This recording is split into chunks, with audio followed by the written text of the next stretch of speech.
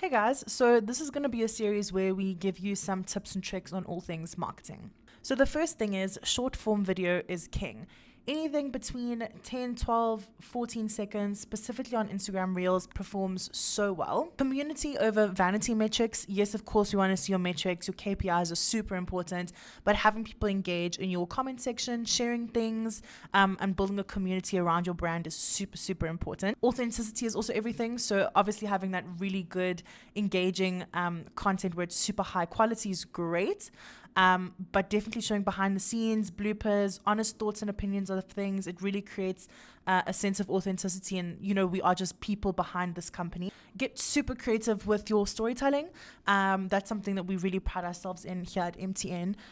We really value being able to take something that might seem super complicated and just making it a lot more simple and digestible.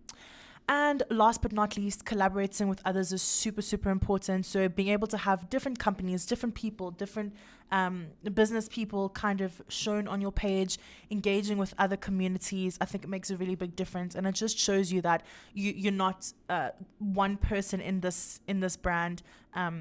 You're connecting with others and you're connecting with other collaborators. So that's great.